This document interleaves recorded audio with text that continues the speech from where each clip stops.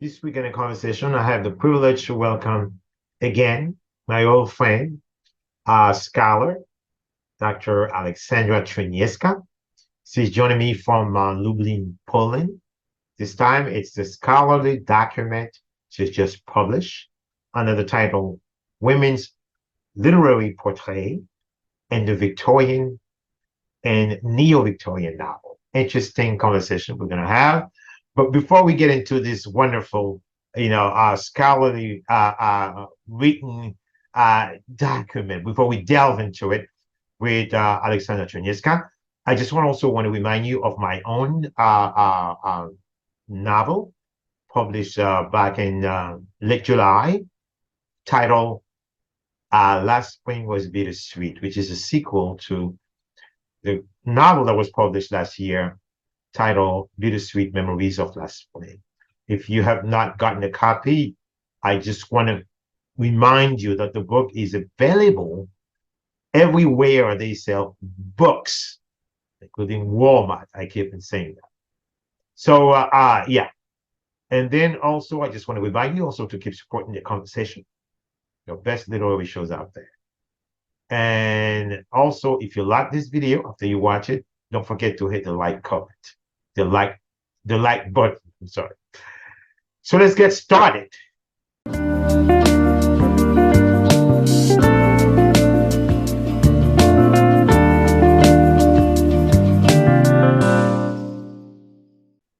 Again, my name is Ardain Isma, and I'm here again with a wonderful friend.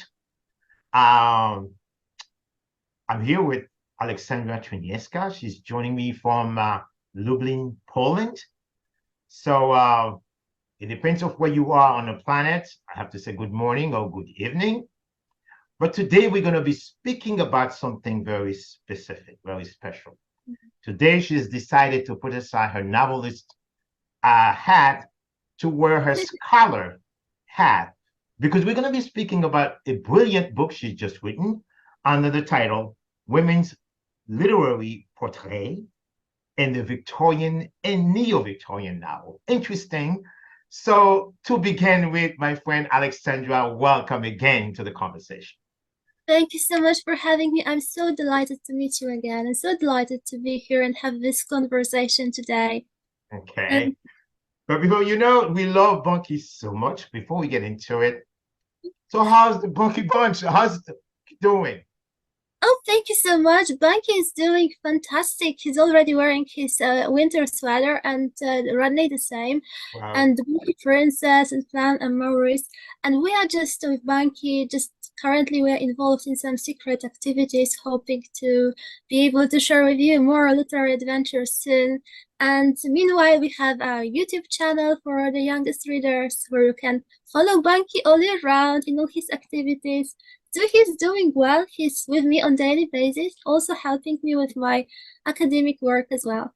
So Okay, so thanks. Bunky also has joined the Yes, intellectual train also. yes, of course, absolutely. It's unavoidable in this circumstances. It's unavoidable for Banky.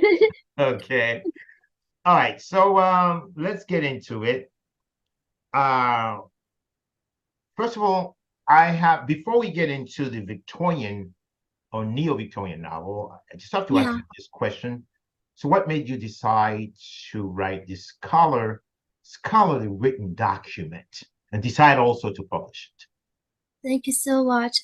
So actually, I think that my fascination with women as literary characters started as early as I was 15, paradoxically, even before university started in my life, because I remember back then I received from my parents this book, The Woman in White by Wilkie Collins, and there is this fascinating character, this lady in white. And I remember I've read it like several times, and I was so fascinated by this text. I thought I really would like to study this type of literature in the future, and somehow it stayed with me. And then I just started university, and I engaged in this very interesting cultural debate, literary debate about women as literary characters, and just my PhD was somehow followed by this publication. But what really made me interested in women as literary characters is, first of all, is the fact that I'm a woman myself, and it was very interesting for me to just trace the past and history and see women in different contexts,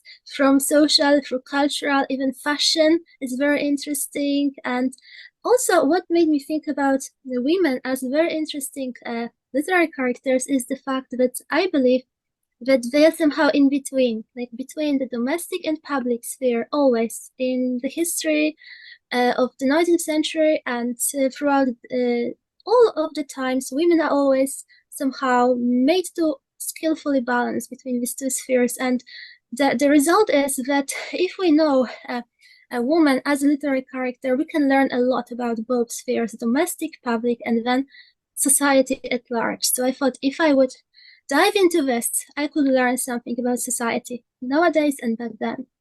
Okay. So that's Very, it. Yeah. very, very good. So is it fair to say Victorian novel is an antithesis or a counter narrative to Cornelian or Shakespearean novel? Oh wow, that's a great point. Well, yeah, I think we can say that, yes. Especially that in Victorian novels we have this. The Victorian novel doesn't have, I believe that the novel itself doesn't have a specified definition, like a specific one. This is a genre that is ever expanding, and it's difficult to somehow, just pin it down and define it. And that's why it will differ from these texts. Definitely it will differ. It will allow a really broad dialogue. It will allow a number of interpretations, an endless number, and absolutely it will have, I believe that novel itself as a genre is a kind of an open structure, because it always allows us to engage in a new debate. It's open-ended, even if it has an ending, it's open-ended in a way, because we can always build upon it. And other genres don't have this ability, I believe. So yeah, definitely, yes, it's dialogical in nature. And Because also they say in a novel or novelistic prose sometimes can blurry a message, but the dialogue cannot because uh, the character has to speaks his mind. So absolutely, absolutely, is that right? yeah. Absolutely, I believe so too. So yeah, thank you for saying this, because this is exactly the point, that the novel is always in a dialogue with some other text, or even with itself, or even when we have different readers throughout the ages, they will always receive a new kind of novel on reading the same text, because it will be open to changes, open to new perspectives. And the previous texts, such as, let's say, the epic, didn't have this ability or didn't have this function to remain dialogical. They were like interpreted in a certain way, and it was not changing, not going to change. One of the things that you say, which is really strikes me the most, is that when you really is you write at length on the issue of revisionary fiction. Mm, Then you say that it is a literary genre or an approach to storytelling in which an author reimagines or reinterprets an existing work of literature or historical event or even a cultural narrative.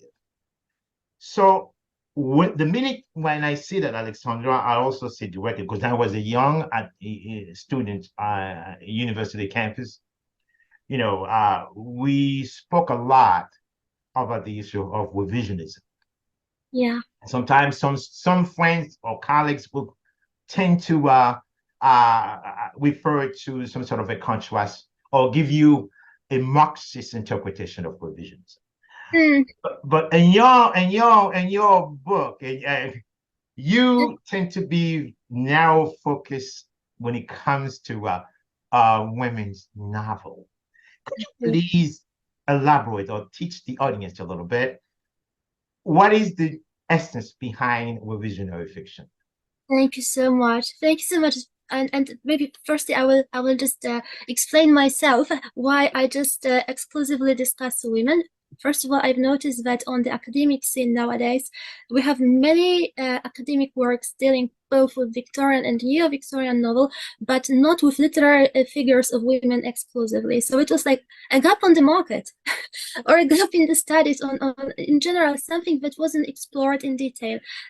We had a lot of studies that mentioned Victorian, neo-Victorian novels, but no specific literary portraits of women were somehow highlighted throughout the whole book. So revisionary fiction, I believe that revisionary fiction nowadays is discovering the past and rewriting it, not only for the sake of learning something about the past, but also learning about our own placement in history. And I believe that the nature of revisionary fiction is always bi-directional. It is very important to somehow fully present the idea behind this revisionary literature. It has to be bi-directional, it has to be dialogical, so we are not only excavating the past to somehow establish a new narrative about the past, but also in this new narrative we will see the mirror image of our own times and our own historical placement. And somehow I believe that this revisionary fiction is explored so widely nowadays because we are trying to establish our own placement on this social cultural scene. And I think that literature allows us to do it fully. And definitely revisionary fiction will not be this type of fiction where we have a character introduced or an event introduced for the sake of nostalgic feeling, but definitely there has to be a lot of learning done behind it, a lot of thoughts or food for thought about the past and our times as well. So this is important, the message, and I believe it has to be. And I agree. I agree Yeah. wholeheartedly. Sometimes, let me ask you this question, so you may agree or disagree. Do you think that revisionary fiction sometimes not always does justice to the original text itself? Because you But made reference to that. Mhm. absolutely, absolutely. And actually, I agree with you wholeheartedly. And this is actually sad because I believe that when an author tries to create a revisionary work, this author should really take into account not only the structure of the previous work, but also learn a lot about the author. And for example, throughout my research, I witnessed many books that were supposed to be revisionary in nature. And for example, they were somehow the ideas for these books were drawn upon Charlotte Bronte's novels, and I felt like the authors were so detached from whom Charlotte Bronte was that it was really uncomfortable to read because it made you feel like you are, you know, just moving further and further away from Charlotte Bronte you knew, you felt, because I think that her personality is so strong and so specific that it's impossible not to feel it. So revisionary fiction and writing is a very responsible matter, I believe. It takes a lot of responsibility and also self-criticism and knowing the author as well. Definitely, that's true. And one of the things that you say, you focus a lot on dialogues, which you just say. Yeah. You say dialogue plays, just like you just said again, play a very crucial role in clearing out the narrative and pushing away the clouds. Yeah. And the cloud sometimes can set the tone for misinterpretation of it, of a text itself. But dialogues, okay, remove that for us as readers. And also, you say some of the characteristics of dialogues and revisionary fictions. You mentioned shifted perspectives. You mentioned exploration of contemporary issues. You also Yes. mentioned something very important to me, which is the reinterpretation of Yes. relationship. And you go on to explain, you said dialogue can be used to redefine relationship between characters. Can you please elaborate a little bit for us? Of course. Thank you so much. So of course, the dialogue can be used to somehow shift or change relationship between characters and also between readers and the text itself, because every time a new reader from a new age reaches for the same book, I think that also this reader will perceive the relationship between characters in a different way. This reader will start asking questions that had never been asked before. For example, one of the examples that is very close to my heart, because I believe that both of these texts are very beautiful, and it's also in my book.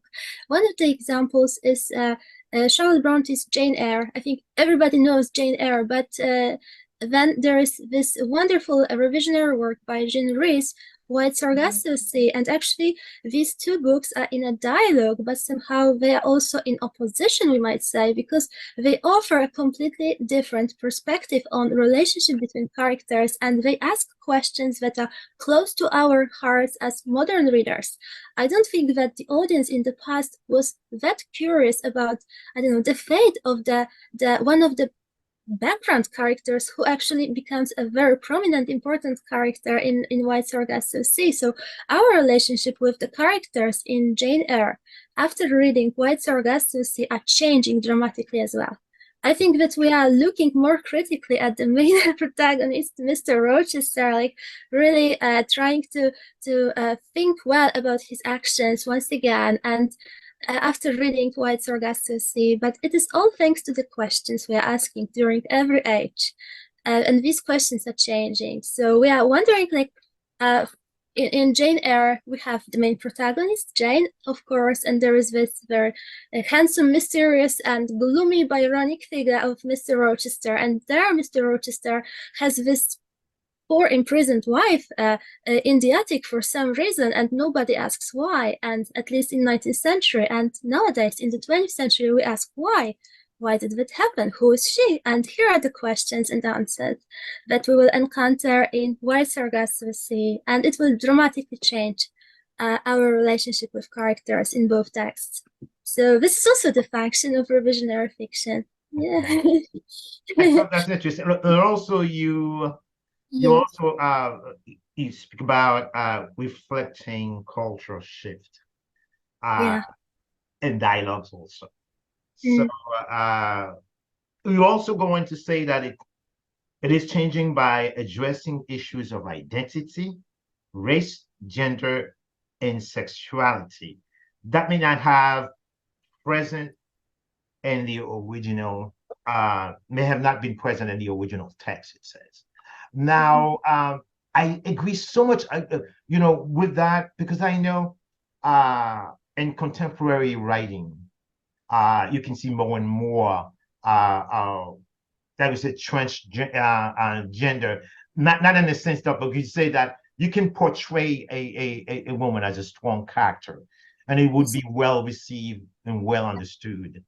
But 17th and 18th century writing, it would be rare to find that, because those who control the narrative or control exactly may disagree with that. So, and I agree wholeheartedly with you. So let me ask you something. Do you think that contemporary writing or contemporary novel, in a sense, has revitalized itself or revolutionized itself in that way? Absolutely, 100%. Thank you so much. This is a very important point. Actually, the most vital and central point to revisionary fiction itself. And indeed, we could present a strong woman in the 19th century narrative that would be the type of the new woman, but this, of course, would meet with criticism, or this woman would end up as a lonely character because she would be too strong or independent or too interesting to somehow match with other characters. That's why she would always end up alone and sort of in the background. It's true, or she would be criticized. And what I really love about revisionary fiction is that, for example, revisionary fiction presents many different types of women, of femininity, and one of my favorite types, which I personally find very appealing and try to adhere to this model in my life, is that we can have a woman who is still very like feminine, and at the same time she's very strong and independent and assertive, and she can do both of these. She can possess all of these qualities, and of course, Victorian narratives framed women in a certain context that was very restrictive in a way. They were, for example, we have The Woman in White by Wilkie Collins, which is one of my favorite books. And of course, there is this poor woman in white, and she's so framed by the narrative. Not only is she's already losing with the first chapter because she's alone at night and she's dressed in white, and it's her double thought.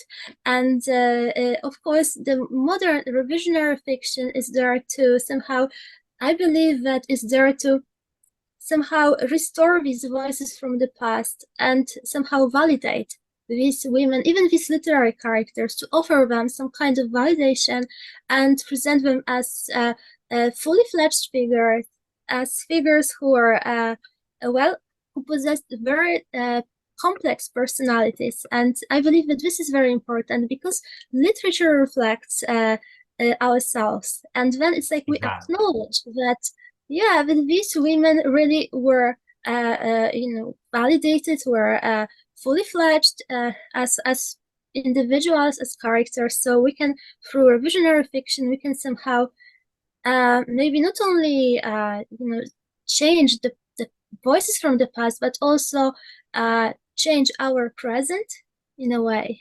It's bi-directional in nature.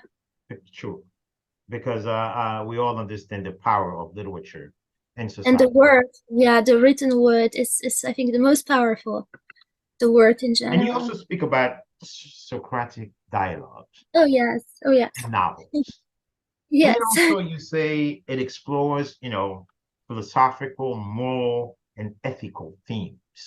Yes. Now, can we say that we can build a character, okay, and bestow on a woman or on a female character the same power, by using Socratic dialogue?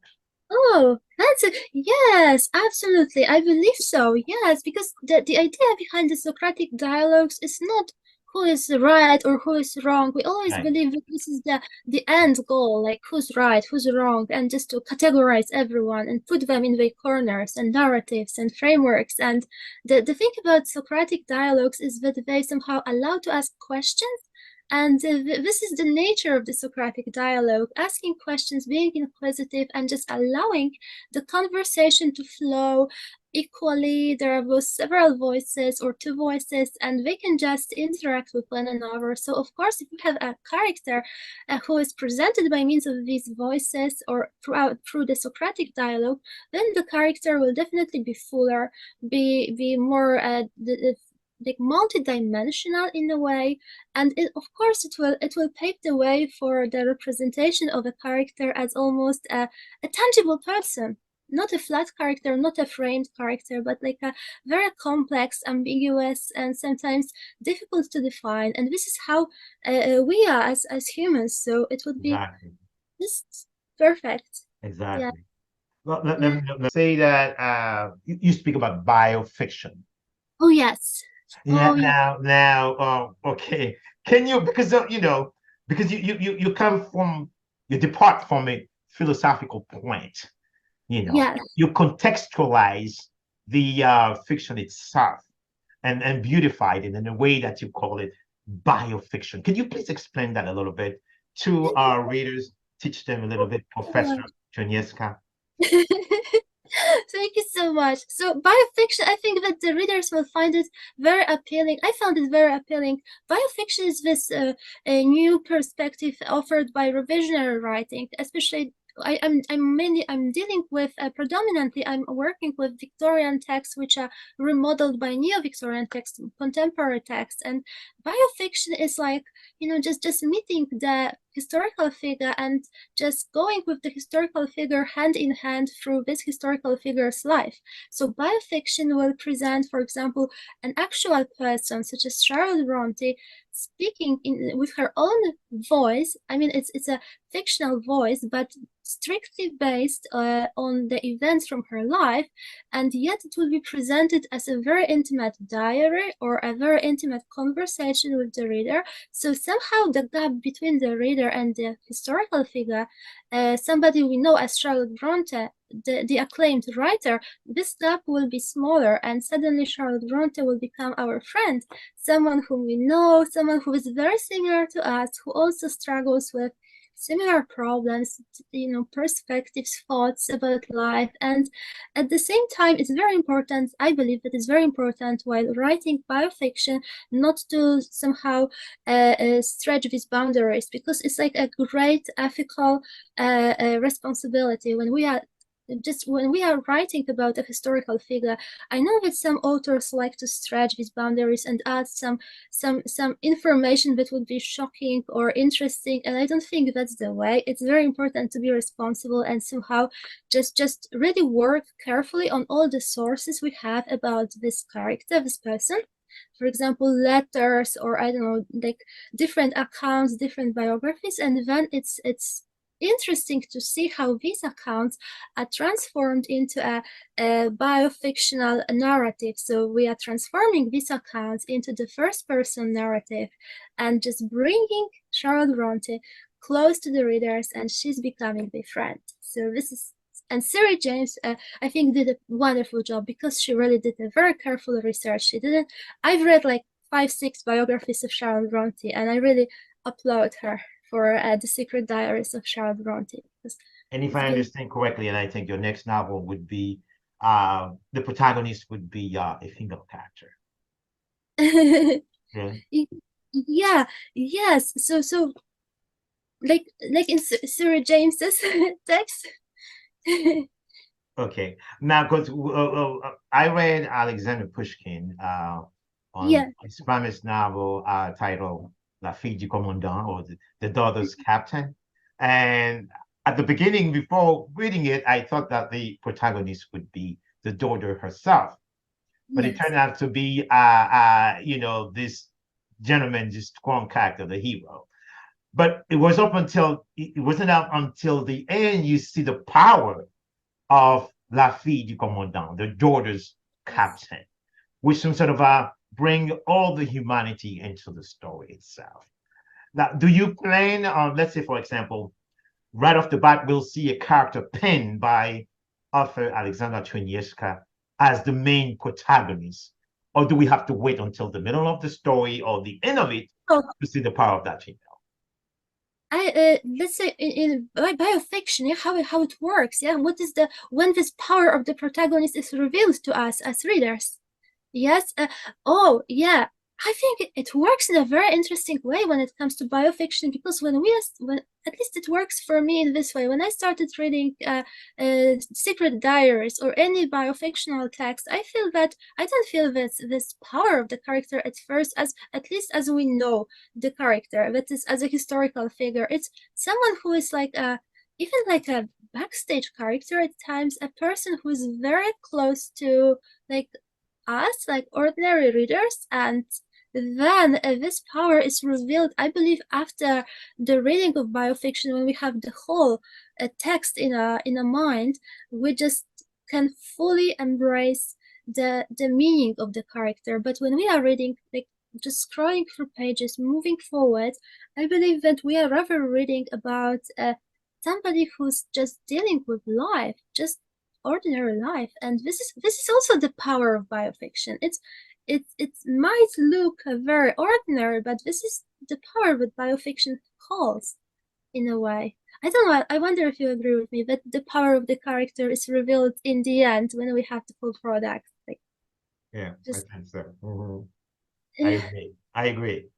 Now, Aleksandra, let me ask you this. Now, I think this is something that what we call now the feminist movement. Okay. Let's go there. Yeah.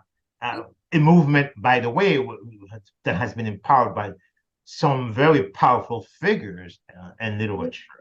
So I think that they would really fall in love immediately with your book because it takes that, to a next level, Thank you in so much. terms of what exactly that's what it is, which I'm very supportive. I'm a strong supporter of the feminist movement myself. But I Thank you remember so in our much. last conversation, you make reference to that also. So, Yes, yeah. Do you think that this piece of art, this work, this so much. scholarly written document is part of the women's empowerment, not just in literature, but in society at large? Thank you so much. I really hope so. I really hope so because this was mentioned. And actually, as you can see, my book is specific in this way that I don't directly touch upon the feminism methodology, but I deal with intertextuality. But I thought Exactly. that yeah, there are so many books that are dedicated to this issue of women who actually are drawing from directly from feminism. But I thought, let's make it interesting. Let's use dialogism and intertextuality. Let's see if the conclusion are the same, and they are the same.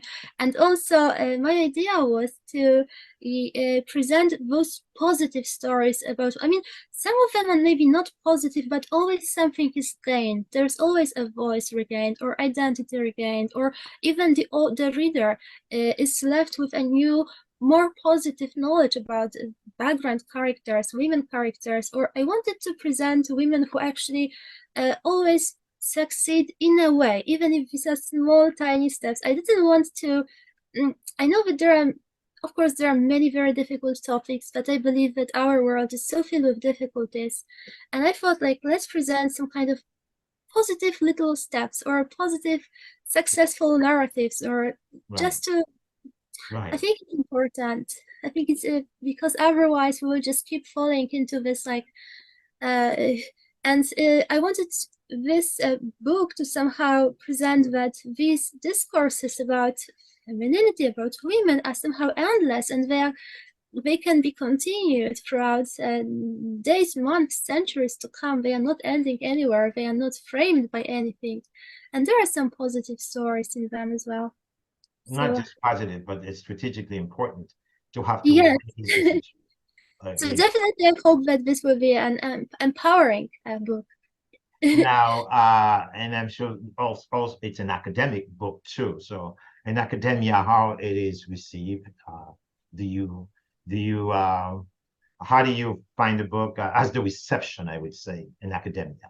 Thank you so much. I'm so well. I'm so happy because I when I was even writing this book, I really got in touch with so many different scholars, and this book is like the result of many debates and conferences and papers written together. And I really loved that everybody seemed so interested in this discussion. And I discovered throughout this process of writing, I actually made a lot of, I mean, several really good friends who are also they find this topic close to their heart. It's close to their heart, and we had. So I believe that this is a book that always, when it was in chapters, for example, when presented during conferences, it's always something that the audience is eager to discuss, and.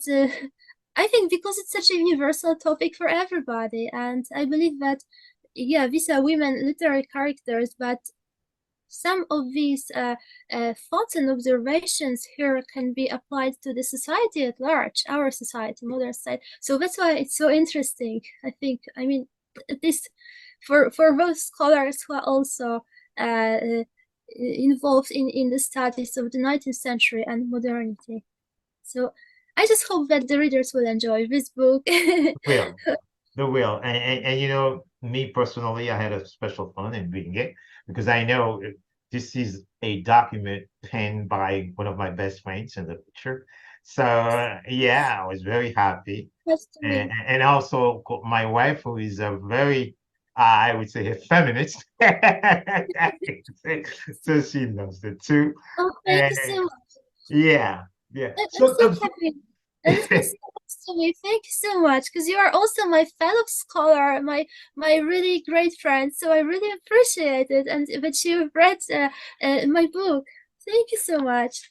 Yeah, it's Oh, like Any other document do we expect, or are we going to expect your next work will be just simply a novel, or what are you working on right now?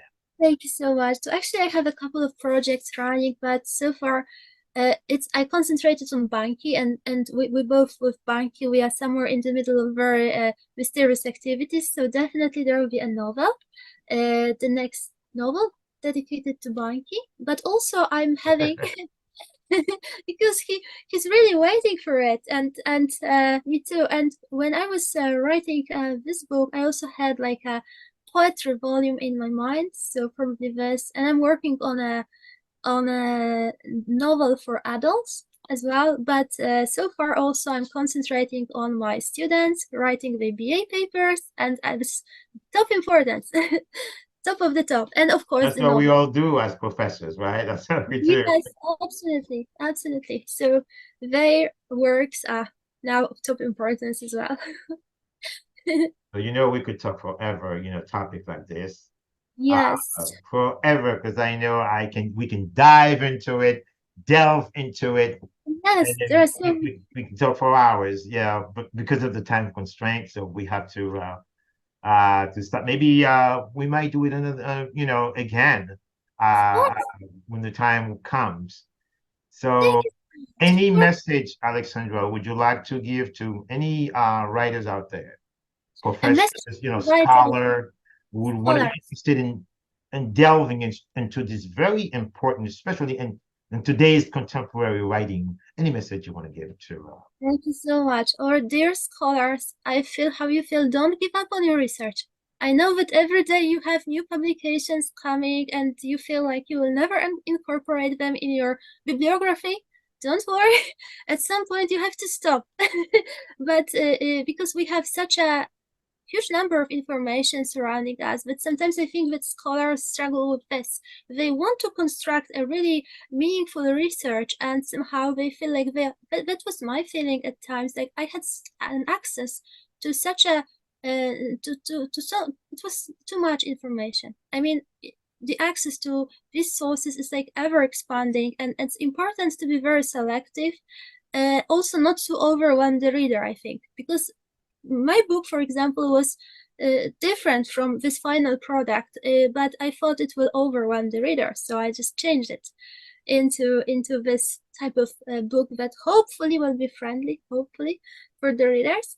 And also, I believe that, as always, the scholars, the writers who are writing the books or conducting research, they shouldn't we should just follow their own heart. I know it sounds very simple, but it's so important because sometimes we just worry how we will be, just estimated by others or what others would think about our work or research. And I think that the most important is to stay true to what they are doing, what they want to do, what they feel that should be done, and definitely there will be always an audience for them because And there's and, always and also, yeah, just like I was going to say, it's not just uh, uh, uh, colleagues or people in academic venues who would be interested in a story like this. You're writing you writing in a way that it could be understood by average readers if the person tend to be interested in this kind of genre in literature, which is Victorian or neo-Victorian thank and you so much. novel. I Yes. hope so. I hope that also the readers who are outside of academia, if only they're interested in the 19th century and they want to see the rise of the novel readership and, just the cultural debate at large with the female characters in the center of it, I hope that they will enjoy this book as well. It's been 10 years of my life in research, so And then I hopefully, hope that also that in literature department of your school, the book could be also accepted to it could be used to teach students and other universities also that would be interested in the work like this. thank you so much. I really hope so. I mean, it's something I wanted to share with my academic colleagues and with students and with the readers outside of the academia, I hope that it might be useful. I hope it will be useful. I mean, there are those examples of novels, especially the new Victorian novels, that are very close to my heart. So maybe someone can somehow use these examples and present like their examples or the books that are close to them. Because I believe it's important to write about those books that are close to us. So then the work is more fulfilling and then meaningful.